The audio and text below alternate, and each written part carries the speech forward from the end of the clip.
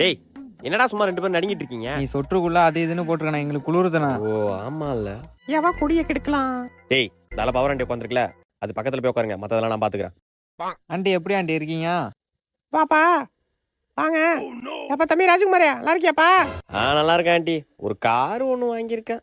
காரா? ஐயோ இவன் எப்படி வாங்கணும்? இவனுக்கு காசு எங்க இருந்து வருது? அப்படியே பைக் ஒண்ணு வாங்கலாம்னு இருக்கேன். பைக்குமா?